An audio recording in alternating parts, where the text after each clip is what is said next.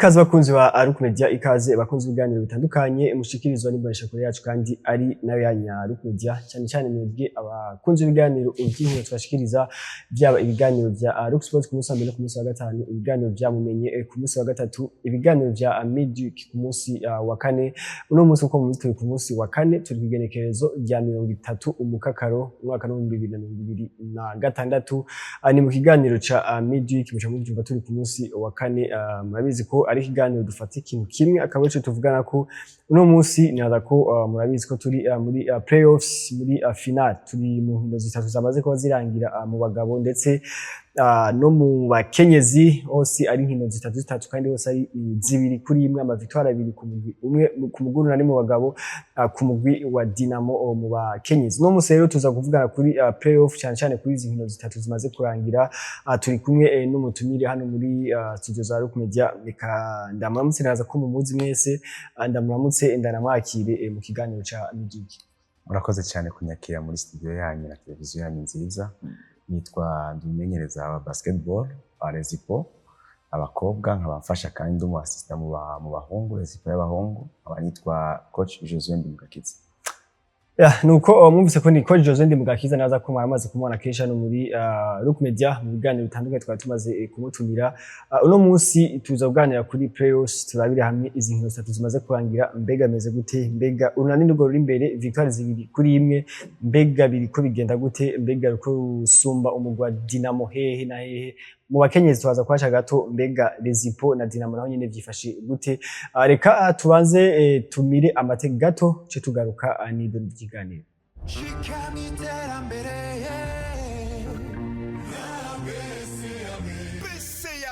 Nkuko musanzwe mubimenyereye, ya mitange ingurane ibafasha kurungika abana ku mashure uko umwaka utashe. Ingurane, isomero, umushahara wawe, igishu yawe mu masaha 48 gusa. Iyo ngurane ironswa umukozi ahembwa ku kwezi bacishije umushahara wiwe muri BCAB. Mushobora kuronswa amafaranga ashika ku miliyoni 10 mukayariha mu kiringo c'amezi 12 ku nyungu zitavuna.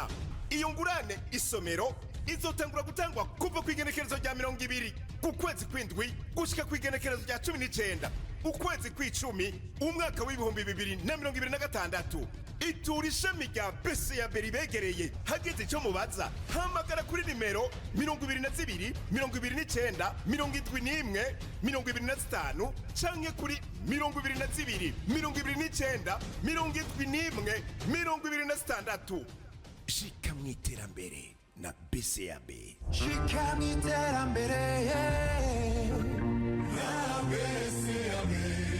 Shika mwiterambere na BCAB. Hariyo kabijya. Nuko twamaze ko tugaruka, reka twinjire mu idoni. Ariko imbere ko twinjira mu idoni ry'iganiro cacu, reka twibutsa abantu badukurikirana. Hari abantu benshi bazi ko Aruku Media dukorera kuri YouTube gusa, cyane dukorera ku ma réseaux sociaux atandukanye, kuri Facebook cyangwa ahandi bakunda kutubona. Ariko tubibutse ko Aruku Media ari television iri classique, turi kuri chaîne ya Star Times ndetse na SNB. Kuri Star Times ni chaîne y'amajana 81, kuri SNB ni chaîne y'ijana na 30.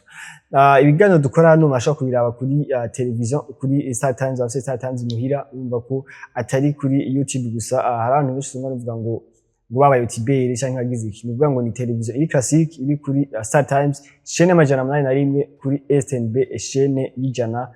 na 30. Nuko twinjire neza mu biganiro cacu. Coach José, ni rya mbere tuvuga ngo tubonanye cyangwa tuvuganye mu kiganiro après ko saison régulière iheze, novuga ngo inyuma ya saison régulière imaze kuba irangira mu mugwa Rezipo cyane cyane, mwaje kwa muheza, novuga ngo muri mu kibanza c'icenda mu 18. Ni Rezipo mu mwaka uheze yari mu kibanza ca kane ca gatatu turaba gatatu. Nivyo mwaje muri gatatu twari igikombe kuri ca AADCC zone 5. Mugabo no musi mwejeje muri 8 gatoya, duciye gatoya kuri Rezipo. Ona ko ni saison nibaza ko iri lamentable kuri Rezipo. Ni saison cyatworoheye na gatoya bivanye n'amadepart twagize. Hari abakinyi bagiye barava mu mugwi utasubiye gusubirizwa. Urashobora kuvuga nk'umumenere Mpolo, urashobora kuvuga nk'umuheri akina Trua yagiye muri Tigers yitwa Jonathan, urashobora nk'umupivo Eleng yagiye nawe nyene muri Tigers. nibaza yuko twagiye turatakaza ubwo bunini PDD. bw'abakinyi hama turafise umurundi akomeye PDD yashoboye kugenda mu mugwi wa Kera ivyo bihengeri vyose ntitwigeze tubisubiza ariko twagumanye abana batoya ariko c'était niko twavuganye yuko sezo tworaba abo tuduza tukaraba rutu tukabakinisha kugira twitegurira umwaka ukurikira ahandi hoho nibaza ikibanza c'umunani twayiguyemo kubera isanganya za forfait twagize muri fazare twakwa amanota abiri ni menshi rero twayigweza ku kibanza ca kane ca gatanu n'ibiribura ariko turaho nibaza ko objectif ntiyari nini cyane ntitwa twihaye challenge nini yo gutwara igikombe ariko kwari gukinisha abarundi bacu tukaraba bageze ku rugendo rwagute umwaka uzukurikira tuzoranforsa gute ibirengeye ivyo nuko umuntu yaraje afise igikombe ca zone 5 ashaka gusubira ko invitation ibihari umugwi wose ufise ingene bawipanze saison twatofateka dushiyemo ingufu mu bakobwa mu bakenyezi turabe ko twoshika muri finale turabe twosohoka gute nibaza ko equipe yari organize uko nyene ego murafise vita ntuvuga ngo no mwaka mushaze bikunze ko musore mashaka gusubira ko muri tenant titre iyo twaye igikombe uri tenant titre ushaka kurasubira invitation ibihari ni répondre positivement cyangwa négative turavye umuntu yaravye rezipo cyane sezi gitangura canke ko aranonsa yindi migwi iri kwagiye ama transfer y'abakinyi cyane muri rezipo twabona kote ku ma départ ariho bageye ku ma arrivée tweze ko tubona ikintu abantu bango abafani ba rezipo bashaka kwiyinkita canke abandi bantu hari abakinyi baje kugaruka bari bamaze umwaka canke urenga batariko barakina Lionel ashobora kuvuga Lionel ashobora kuvuga Joel bagarutse muri effectif ya rezipo barakina saison higire mugabo bari bamaze umwaka canke urenga batariko barakina eske abantu bashabaza ati ni question y'uburyo udashaka kurokita abandi bantu canke burya ninje natanguye mvuga mu bwose utangwa n'ihangiro si vyiza gufata amahero gatera mu kirere utabona ibiri kurashika naho twari kwiranforsa gute urabona ko gutsinda unani gutsinda Dinamo gutsinda imigwi yari ikomeje nka Tigers byari bigoye rero akwa bondo consommer bambe do yo kushiramo amahera autant d'argent uzi yuko ibibanza bitatu canke bine vya mbere ubona ko kubera twagwa ko nakeneye kwiyubaka ku rundi rugero hama igihambaye nuko twebwe twashaka kuraba abana bacu bageze ku rugezo rwahe ahantu honyene twashoboye kutagira neza ni départ ya PDD itashoboye kujera neza yaje kudukorako effectif ya rezipo yajyamo PDD twaba turiko turayaga ibindi kuvyerekeye ikibanza kugaruka kwa Joe na Lionel kwaje gusubiriza igihenge cyari gihari kuri poste 4 cyateje gutakaza umukinyi nka Ereng tugatije rero zakina nka 4 pivot kandi urako saison yaragerageje gerana uravye umuntu yaramaze umwaka adakina uravye yakinye yaragerageje hama poste mener gufata umukinyi nka Paul kamusubiza nka Parfait cyo kintu cyatugohera ubona ko experience simwe umwe yaravuye muri gym kana maze saison zibira adakina ubundi nawe ari ku rwego rwo hejuru nibaza ko araho kuri poste mener na poste pivot vyagiye kutugora cyo twikora ku mukinyi twa Muninga nawe nyene yashoboye kudakina saison régulière yose muri ABR mwaka uheze yaje gukina muri playoff nkino nkeya nka 3 muri Remesha wanabonye ko atari ku rwego rwo hejuru ariko twaragerageza ibyo twashoboye ariko nibaza ko mwakuza bizogenda neza bisumvya yani uko twinjiye muri playoff mu kiganiro nyezina muri playoff duhere muri demi finale tubice ko gatuye muri demi finale wabonye gute série ya Dinamo Tigers série ya rero kuri Dinamo Tigers Dinamo Tigers nibaza ko hari gusumbana gatoya bivanye n'ingene umumenyereza Joris yaramenyereye abakinyi biwe cyane ugeranije n'umumenyereza wa Tigers ariho yaragishika hama ahura n'ibibazo muri staff sindi muri staff ya Tigers ariko twarabonye uko ibura rya Dumbo Olivier byakoze ko cyane ikora ko kumumenyereza mushasha kuko uje waruje gukora no warasanzwe afise equipe mu kiganza hama gacagwara hagira ingwara nakagwara ugasanga uri gukora nkuko utanguye equipe bushasha biragoye nibaza ko uguhanahana cyangwa guhanahana ivyiyumviro muri osendo ya staff technique ya Tigers ariho vyagoranye bivanye no kutamenyerana umwe avuga icongereza abandi peut-être bashaka kuba timide kutamu partage amayide kanaka préparation visuage sico kimwe umenyereza Olivier yarazi UGB iko mu Rwanda yarazi ingene ashobora gukinisha James yarazi ingene ashobora gukinisha Dumbia arazi ingene ashobora kugira rotation ku barundi bivanye n'ingene ahora bakinisha hari nk'umukinyi nka Mane higeze mbona muri demi finale kandi ubona saison igere yarakina umwanya turabona nk'umukinyi wa Brice tigeze akinishwa, Kibeni akinisha mu match zibiri za nyuma kandi yakinye neza gose, urabona ko hari hagatushi kumenyereza mukuru yagwaye akatigeze kaboneka muri Tigers. Urukino rwa mbere byarashoboye gushobokera umukinyi James Dinamo itari yiteguriye, aratsinda amanota menshi cyane presque record mu muri playoff 37 points. Hama ariko je nk'umumenyereza cyangwa umumenyereza wese mu manota umukinyi atsinze presque nk'igice cy'amanota yose natsinze nteza kwiyumvira ati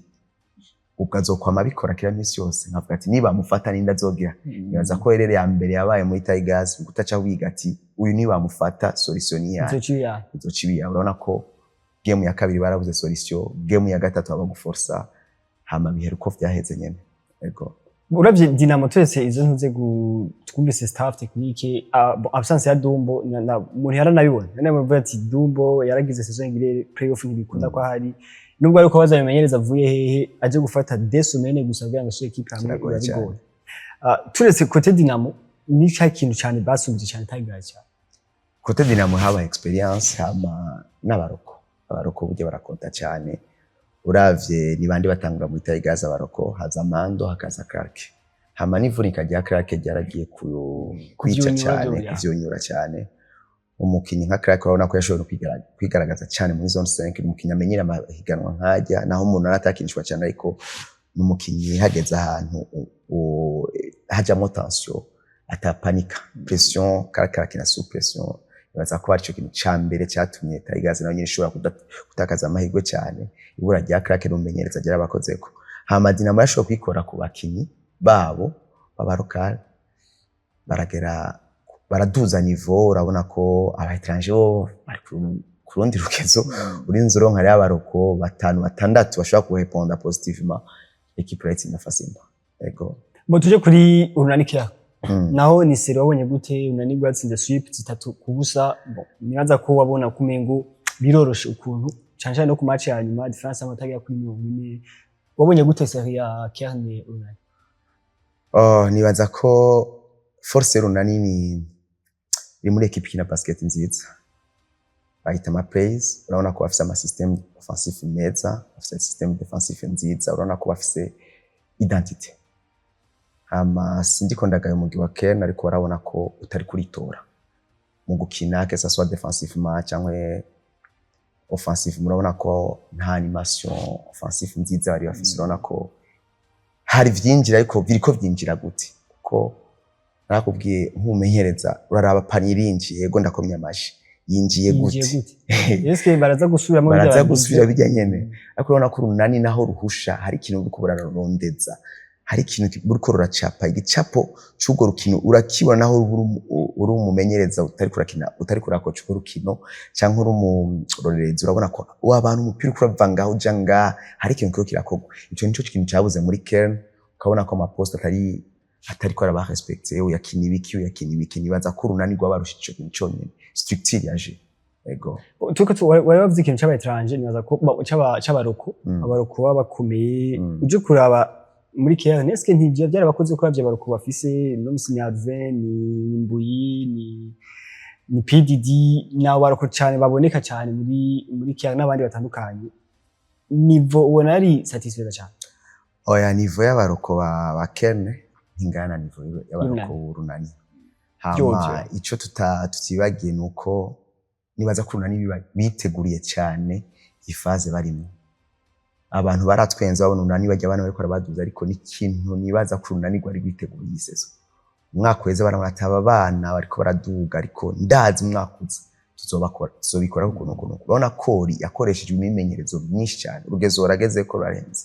Romisi amaze imyaka 5 atamurunda mu ruta, ari mu barundi 2-3 beza no bisubira mu myaka 5 iheze, ari mu barundi beza. Oradugije urwego iva haguma kuri ya nivo nyene. Nibaza ko Urunani rwoye gutsinda rufise abantu abarundi beza nka Marika ari ku rwego kwiza cyane. Urabona ko ikintu cyonyene bari bafite ubwoba abakunzi b'Urunani yari depart ya Randinamea, tiko Randinamea bagiye bazosubirwa nande. Uri yachaza kudutangaza avuga ati ndashobora gukora ivyo Randire ko rakora, kandi ariko abikora offensivement ndabikora nkatsinda amanota moyenne ya 10. Hama defensivement Randire ntaho bahuriye nawe, bora ari hejuru cyane gose. ubona ko box irimwo Orira na Bujeje umupira ugira urenze ijya planche ugira ushike kuri hano kiragoye cyane ubona ko hugaye cyane hama ugacugira abantu baba étranger bari tellement experiment usanga rero baca bazana gatushe ka experience barikumbwira vy'abaroka barokore burunani bagiye kugwego go hejuru kuruta abakene nibaza ko difference yabaye ngaho cyane kuruta bo muga muri rusange cyo tuva muri demi final muri rusange umuntu avuze ko Kerne atukaniye equipe ivuye muri turi mu kimyaka hezi nk'ari imeze ije guheza ari ya gatatu nibaza ko atari saison mbi kuri Kerne cyane si saison mbi vi même les moyens bashizemo saison mbi ariko sina surprise ko ndanka umuntu avuga ngo equipe yabaye ya nyuma hama nguyu baye ya gatatu menga ni exploit c'est pas un exploit il faut kuraba equipe yinjizemo uburyo bwaka bungana gute kushizemo miliyoni nkayo Kenya yashizemo nturo kibanza cya gatatu cyangwa cya kane uba wananiwe ariko kuba ba gatatu Kenya ntiyananiwe yarashitse kuvyo yari yiteguye ko nibaza ko objectif yari big 4 sigikombe bari ko yumvira kuja imbere ya Dinamo sinibaza nibaza ko victoire imwe byari kubaryohera bati ego finale yari kubaryohera igikombe cyari kubaryohera ko ndibaza nka staff cyangwa administration ya Kenya yavuga ati gwana turashizemo uburyo muri bane ba mbere hama twitegura urundi bwakuza dukomeye cyane nibaza ko abamenyereza arabo gukomera amashi ibigeze bademerita barakoze ibishoboka bakina abo gushimirwa bakaronka gapime ko barashikanye equipe aho yategeza gushika nibaza ko saison simbi kaina mwa ezarashizwemo amashi cyane kuri administration ya Kenya nako yakwitangiyemo cyane ego twinjire muri final turagenda urukino ku rukino match ya mbere match ya kabiri match ya gatatu dore kuri match ya mbere ni Dinamo yashoboye kwitahukana avec 81-75 difference amanota agera kuri 6 ubona ko ari Dinamo yari kuri niveau nziza twarabonye ma facteur menshi kubwawe urabona ko niza he facteur zafashije no Dinamo gutsinda match ya mbere nibaza ko habaye réussite kuri ku mashuti nibaza kandi nibwo bwa mbere abakunzi ba Dinamo bambabarira nibwo bwa mbere je mbonye Dinamo iko yatanga umupira Tametonga ashobora gufata umupira akawurekura akawuhereza uwundi muntu uwundi akavuga ati oya nawe ko Tametonga yaje gutsinda panic kandi umusubize nibaza ko ata ego yabayemo wabonye ku mupira bari ko barawutanga bawuhanahana ivyo bitigeze rero bigaragaza mu zindi match tutarazishikamwo nibaza ko amahirwe yari menshi ya Dinamo gutsinda kwera bariko baragema gose cyane hama hariho changement yatunguye cyangwa yatangaje abantu benshi ya Brian yaje guhindura ibintu gutsinda amanota 12 ku minota 2 cyangwa 3 ni uri umurundi uvuye kuri changement nayo match ya mbere yarakinye muri playoff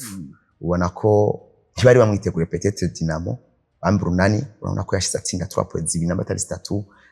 aragira ama drive abiri arashika aratsinda arasefa urabona ko araka facteur kongeye ko facteur X yaje yongereza ingufu kuba ariko barakina batanu beza Dinamo yari ifise hama Thierry Sanyari yari tranquille urabona ko nta bintu byinshi ariko arakora ariko ari enerva urabona ko hari ubumwe mu mugwi wa Dinamo basenyera ku mugozi umwe ego uze kuri Dinamo kuntu ari naho habutse iki muri game ya mbere byankiye nibaza ko umugwi wa Dinamo burya equipe ishize itsinda kujya murarabiko biraba ugasanga ntibigeze mu itegura uri gutsindwa n'abantu batanu kiragoye umukoca arimenye aravuga ati ndiko ntsindwa ndiko ntsindwa na Tametonga ndiko ntsindwa na biragoye gufata Tametonga afata cuma ugafata na Gipe iyo ufise aba poste 1 2 3 bose bameze neza nibaza ko ari honyine hagoye Dinamo si poste bari kwibabaremera hagoye urunani rwabagoye ko abagads ba Dinamo bari bafise mesho bari bameze neza cyane rero byari bigoye rero kuzibira Gilbert Tametonga na Cuma Amemta hama urunani naho nibaza ko amayerere yoba yarabaye byabereye ku amarotation yabaye kwa Coach Gafisi mumenyereza mwiza cyane ariko ashobora kugira erreur ugasanga uwundi arayiprofisemo kandi sinovuga ngo ni erreur yagize ariko ubumwimwanyu ukabona ko aratsindirwa kuraza n'uwundi ariko icyabaye nuko uwo yazanye wasanga nawe nyari mu rugezo uri hasi adashitsa hama nibaza ko abantu batashoboye kubona je nari nyuma ya bantushe ya y'urunani nibaza ko abantu batigeze babona n'ikindi kintu cyabaye kuri kuri Perish yarashoboye kugwara yaragwaye inkorora na game ya kabiri yayikinyagwaye je nari nyuma yabo yarakoroye cyane yaragira ukabona ko aratusa cyane ukabona hari ikintu cyaciye kiura Perish avuyemo nibaza ko gutakaza urukino naho nyene hariho ugutakaza umukinyi ukugwego go hejuru nka Perish imbere ko dushikira kuri match ya kabiri na gatatu nubwo ijya match ya mbere igihera niyo ya match ya mbere muri série ubonye performance ya Dinamo performance y'unani ukibuka saison hegiriye naho nyine bagiye 1-1 umwe yatsinze match ya undi atsinda match yo tu wihaye image yahe kuri suite ya IC après match ya mbere nabona umenga umugutsinze nzosubira gutsinda kuko bavuga ati atsinzwe gute umuntu atsinzwe kwera bagemye shoti izokoma bikunda kira misi yose niba izibira bizogenda gute nsimvye naho utarakimbaza kuri game ya kabiri urako umenyereza cyazana Marike tumenyereye atsinda ariko yarafise role defensive cyane je nkumenyereza cyo nabonye nabona ko Marike agwana ku madiwere yose aja mu makupa assist akazibira Tametonge hama umupira gusubiye hari akaca bari wasimba kwa mpesha shoot usubiye musa kamanuka kugira kuza gufasha amatrap yose Marike niwe yaja murabona ko nibaza ko urunani rwavuze ati okay turatsinzwe ariko turafise ingufu zo kugaruka Hamad navuga ati turatsinze n'iryo tuzotsinda nibaza ko je vyampaye image avuga ati umugwi watanguye ukomeye urashobora guheza worosha ivyo vyanabaye abantu je twataye nababwiye ati amahirwe muri ko muhadinamo birashobora guhindura ko ndizeye ko urunani amarere yabaye ntiyari menshi ashobora gukosorwa rero nibaza ko game ya kabiri bace bayakosora kandi bayakosoye neza cyane ego tugire ko kuri game ya kabiri ni ubwa mbere nibaza ko habaye réussite wavuze kuri ma 3 points kuko match ya mbere Dinamo yatsinze ama 3.13 umva 13 panier ku ma 3 points bakoni 39 points match ya kabiri batsinze ama panier atandatu gusa kuri 3 points umva baragerageje kuri mitabakura yo 7 panier za 3 points aho clear match kurunani yabaye yo ntuzi yo kurimita izo 3 points bararimisa amadega sino kurimita amadega ils ont évité ama shoot ouvert ils ont forcé Dinamo gushuta bihuta hama burya general ngemye nibaza ko no bukensura kandi kugema umutwe wa Dinamo bari bazi ko réussite bari bafise game ya mbere bashaka kuyigira ku game ya kabiri hamurabona ko defensivement Dinamo urunani kwaje gwakosoye cyane gose hama haraba amahobo defensive menshi sinzi ko mubona image ya transition urunani gwagize nibaza ko amanota Marike yatsinze harabaye transition agira 1 contre 0 hata muntu numwe ari kuri no muri mediana mukwekira hamwe naho yonanirwa yosura kuufata nico muri game ya kabiri ugiye kuraba izo transition zose cyangwa contre attaque yaba après turnover yo mu gwa Dinamo exactly nuvuga ngo Dinamo bagize ama turnovers 20 nanga bakuyemo unanirwa watsinze 26 points ku ma turnovers Dinamo yatsinze 11 points ku ma turnovers y'urunani numva ko ibya defense naza kukaza guforsa cyane ama turnovers ku Dinamo nibaza ko ari byo vyabaye kandi habayeho no kubura solution mbega Tametonga afashwe muri Dinamo n'indakina ico kibazo umenyeza wa Dinamo kwibaza ico kibazo abakinyi bakinana na abakokipiye biwatse kwibaza mbe hugaya Crea kabiri yahe ariko Tametonga yafashwe match yose umukinya atsinzwe 28 points ariko atsinze amanota abiri match yose naho nyine yatsinze gute yari kosa bamugiriye ati lance zabaye nibyo zibiri handi hose hari kuza yiboma ku bantu kuza a force shoot baduza amaboko hama kudunda gacagwa mu bantu urabona ko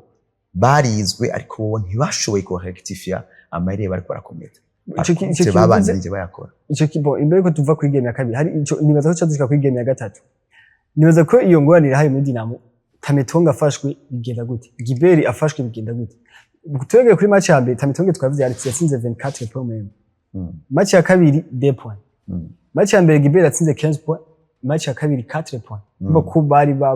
bari bababoshe bikwiye ejo imbere ko turaza kwashika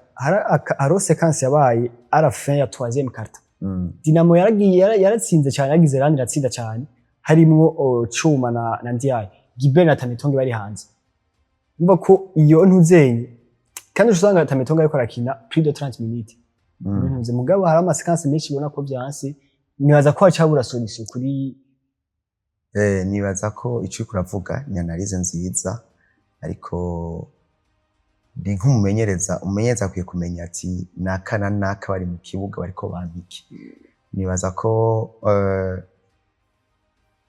uku kombinezo ya Cuma na Tametonge ni fonctiona ku bwanje nabazikora ko itafonctiona no guhana umupira ni barana cyane gaki kandi urabona numwe agize attack wundi aravyidogera. Hama hariho facteur ya individualisme, umuntu wese ashaka kwerekana ko abishoboye ku rutundi muri Dinamo no kuba étranger surtout abo babiri niko ndavuga, urabona ko umuntu wese ashaka kwemeza uwundi. Hama nibaza nk'ico waruvuza abakinyi bahuriyemo harabaye séquence nziza, harabaye séquence nziza baraza kuri 6 points, niba ko wagize Dinamira baje imbere 6 points gusa. Uravye ni bande bariko barakina. Hama Tametonga agarutse ucumuhuza nande. Hama ikibazo ncibaza sinzi ko Clement yababaye muri Dinamo, ntaco nzi, sinzi ko ari umukenyero w'umukoca, ariko ndibaza ikibazo eske barabona ukuntu paint yabo cyangwa trapeze yabo cyangwa box yabo yuguruye itarimwe umuntu. Burya hari umuntu naho atari umu defenseur mwiza ariko ari mu bad boy, equipe yose kutagira mu bad boy of Mimugira. Burya urunani ntushobora kwinjira muri zone 2-3 ubona wa mu Senegal uvuga ataramena amenyo, aramena Dumbuya Mamadou Diop uvuga ati ndenganyero minsi nkabona Mamadou Diop arankuritse. Mamadou Diop ntaco bimutwaye yagize amakosa atanu, ntaco bimutwaye yagize amakosa 4. Gafise avuga ati wakoze cyane wambuje pani kwinjiza. Nta muntu wese afa kwinjira ajya avuga ati hajya il y a le danger, hajya harugaye. Nibaza rero Clement n'umuntu niweza ariko arabura muri ama playoff yotuma zone ya Dinamo itinwa kuguma yinjirwamo. Uravye nka game ya yejo Perish amanota yatsinze ariko aragenda kukuguru kumwe ashika musi ya yadutsinda twese. Nibaza ko ivyo bintu bigira Clement hari atangwa atahari cyangwa gusohora abapivo bose ugakinisha abayiriye Romisi arimo orarimwo. Nibaza ko nacenye ikintu harantu vyabaye atampivo no marimo sinzi ico bariko baraharura, ariko mumenyeza ndamwubaha ama decision yiwe, ariko nibaza ko na Clement ariko arabura. Nibaza ko ikibazo cya rotation muri Dinamo kigo kirakora cyane kuri aya madefete yabo, kigo kirabakorako, kigo kirabafeta. Ni bande bahurira mu kibuga tubasubiriza gute? Mu match ya kabiri yabaye 77-54 ba difference ya 23 points. Ugiye kuraba harabaye masekansi menshi umwanya munini, ona ko Dinamo yabuze ama solution ngine ireponda kuri defense y'isorido nani gwabagizeko. Mugabo hari umujeri umwe yidistenga no ku match yeje ni ujya mu Senegal Ndiaye. Naza ko ni recruitment nziza cyane Dinamo yashoboye. Hari igihe afata responsibility agakina ama contre kandi naza ko agoye kuzibira cyane kuri contre. Nuba ko dufatiye ku recruitment Dinamo yagizeho uko abatiranje Badji, Ndiaye, Sanye bose n'aba Senegal. Est-ce que zero recruitment zira convaincre avec Cuma waramenye ngandi Cuma aramenyereye higanwa ryo ngaha kandi burya ntitwomurenganya Cuma ivyo ko arakina biri ku rwego rwo hejuru cyane, ariko si bibi. Ubona ko atunaho turi ya 15 afise moyenne ya 10 ni buri. Hama curaba umupivo bazanye, umupivo cyo akinishije iminota 6, umukinyi uzanye muri playoff akinishije iminota 6 sigura yamaze kuba flop kuri wewe.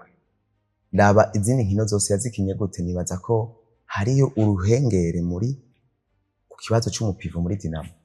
Hama umuntu wenye ariko arareponda ku rwego rwo hejuru Ndiaye Pape Diaye, urabona ko ariko arakina basket ikomeye cyane. Urabona ko kuri baragerageza kumuzibira ariko akamusiga. Urabona ko Romisi aza mu mahebe ariko sanga yashitseyo. Urabona ko akinishwa umwanya uhari ariko akinishwa muri profile yawe. Hari naho udugana umwanya munini mu pira. Gibera ari hanze cyawudugana. Hamukaraba amanota atsinda kandi ariko arawudugana no kuri umukinyi Dinamo toba yarihenze ko umukinyi yakuyamashi, umukinyi ariko arafasha. Arakeneye undi muntu amwepora eske azobarinde ni poste 2 aza kumwepora ninde bohuza na Ndiaye ku buryo animation offensive yabo yogenda neza. Ubwo Ndiaye nakeneye umupivo mwiza isakrifati tuba tuyibera Ndiaye. Eske Ndiaye si mwiza kuri shoot, ni mwiza kuri shoot. Eske aronka umwanya wo gushuta ntawuronka parce que aza ntida ariko aramuribya. Nibaza ko hari kibazo cha animation offensive ya Dinamo kugira bamushire mu mwanya mwiza, kugira abo umukinyi mwiza ku rwego rwiwe bwiza. Nibaza ko Ndiaye atarakina basket ya Ndiaye. Urabona ko ari limite bivanye n'ingene afashwe. Ijya ntuzenye yiwe ko kuntu adugana umupira akazabwira iki ndivyibuka mu bintu vya mbere byashoboye kwica amato muri game ya 2 na 3 ubona ko naco nyene kibi uduganya umupira ukawukura muri zone yawe uze ubushikana bwije kwataka hariho akaenergy kamwe uba wamaze gutakaza nibaza ko ari ico kintu cyagiye kurimita amato muri game ya 2 game zose zakurikiye game ya mbere muri Tigers imbere ko duheza kuri ntuzenye game ya 3 nta kitwa nibaza ko twayikiye kuri mwe ama rotation kuri Dinamo ariko ku Urunani ubona ko Urunani match ya mbere batsinze 77 points 75 match ya kabiri batsinda 77 ejo batsinze 78 umva ko ni hahandi nyene offensive banaza ko sinuze mugabo nibaza ko hano ba medio cyane cyangwa bari so Urunani rwashoboye gutsinda 88 points 78 points 88 76 eko umva bon ejo bashoboye kuduza cyane muri attack no museni Urunani bona muri game zitatu tugiza nka resume cyangwa conclusion ni kiye kintu ko barasubira Dinamo cyane isifio kuraba ni bande bakinyeje umwanya muri Urunani. Urunani nibaza ko coach Gafisi yashoboye kuronka abakinyi biwe 8 cyo kibazo nibaza ko Dinamo irafise abakinyi 8 kiraturuna ko ivuga ati iyi solution yanse uyagina ibi uyakina ibi parce qu'il faut des changements stratégiques muri playoff si saison regi yotsindwe jo hamukira trapari ariko kugenda mu mutwe urapfa ibiharo bikubera kujana nibaza ko Gafisi urabona ko avuga ati ndazana umushutere yive ndazana udefend uyu ndazana yagiruko muri uyu mwanya ndazana Mamadou angira defense maintenance score yanjye mbonye banyegereje ngani ndazana umukina kinya defense nka Oriyongera akina areka Urunani bagira hejuru kabona ko oraho kugira pick and roll asubira inyuma gira pop Mamadou ntashobora gushuta harageze hano avuga ati ntidukeneye ko baca basubira ko wacubora ko Dinamo ikihokira bagaca bugara box yabo parce que bari bazi ko Mamadou adashobora gutira ariko bazanye ibyaciye bipfa oraca shuta orashuse umwe bateza guca bamusohotse ko nako pesha cya yingi cyangwa rero umisagira ry'amakatsi niyo je ari umisagira amakatsi umuntu araza rumisa bari munsi amuhaka pass gato yakoroshe nibaza ko rega Gafisi yashowe kumenya equipe y'ukuneze siniko ndagaya staff technique ya Dinamo ariko ndibaza ko Dinamo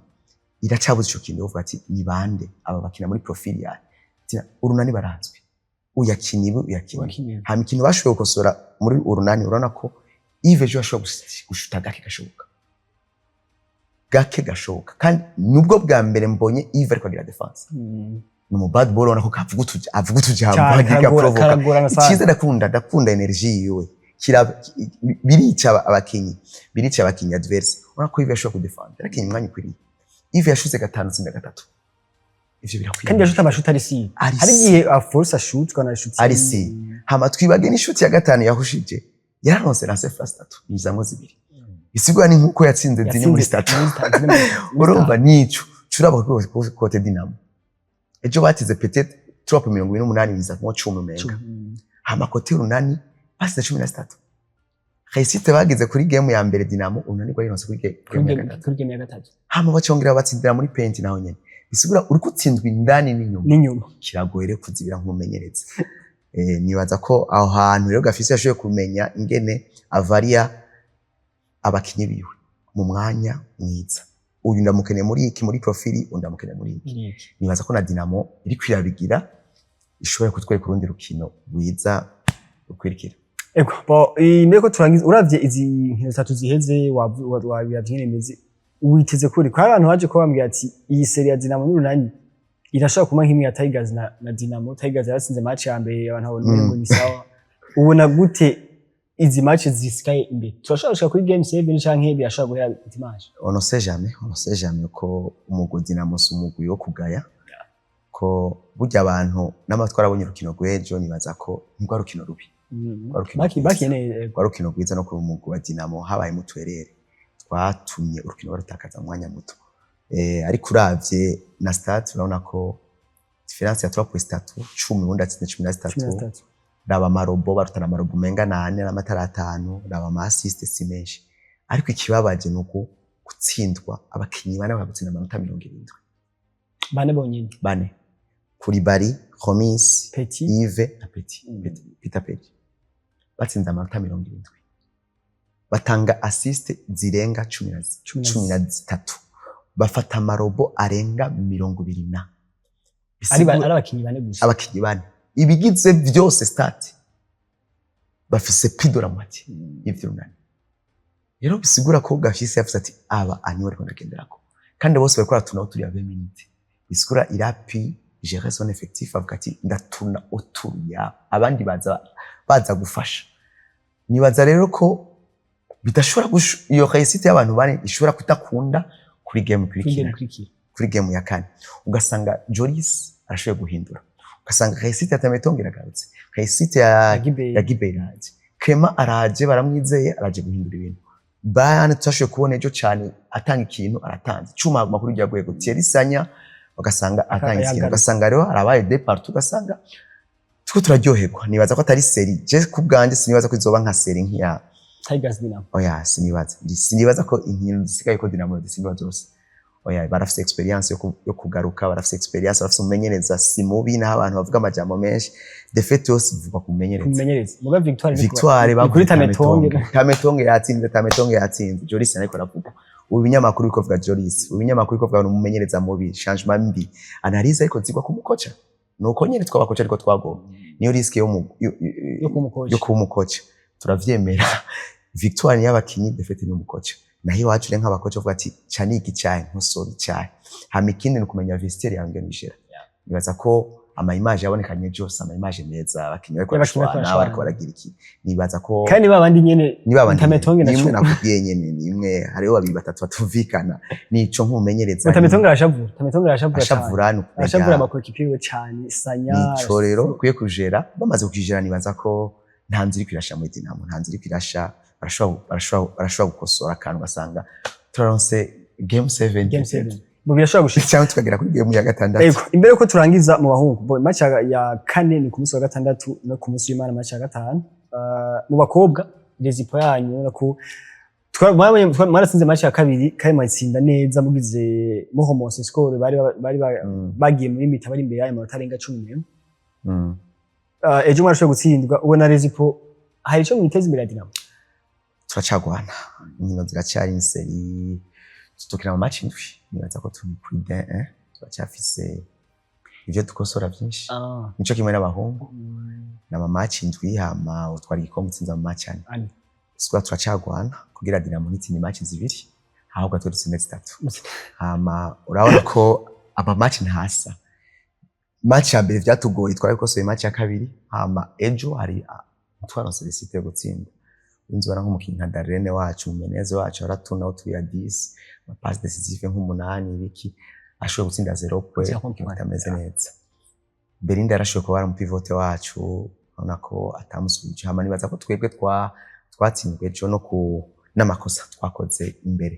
umukinyi nka Ange ashoboye gutsinda amanota menshi ku game ya kabiri yakoze amakosa presque 3 muri hakiri kare oblige kumusohora ugira garuke hama Dynamo ya profitamwe hama barashobora kugira pressing iminota 2-3 yava mu panier yatumye baca bagira agaprafo keza kaguma kuri uko nibaza ko debejo twashoboye kosora je turashoboye gutangura neza hama vyanka mu nyuma contre mama match ya mbere wasanga niya kabiri wasanga baturushije amanota 10 nanga twagera kuyagomba ejo wamenye ko twananiwe mu bindi bice ariko igice cya mbere urako twari twagerageje kujera nibaza ko umenyereza no kwanaliza ivyo bintu hama tukakosora muri entraînement dufise entraînement imwe ariko yado kwa corriger kandi yado kwa apprécier si byose biri bibi kandi nibaza ko birashoboka ko ushobora kugaruka muri game nuko reka nibaza ko nigana cyacu cyose tuhigarukiza hano ni tuzosubira mu nkino zo ku munsi wa gatandatu ndetse no ku munsi w'Imana coach tagushimiye cyane urakoze cyane niteka kubanga nawe niwe ndabashimiye mwafashika no kwanya mudukurikirana dusubire tuyibutse kandi ko mushobora kudukurikira kuri Star Times ku murongo wa 181 ndetse no ku murongo wa 130 kuri STNB mugire aho muba mubaho naho utaha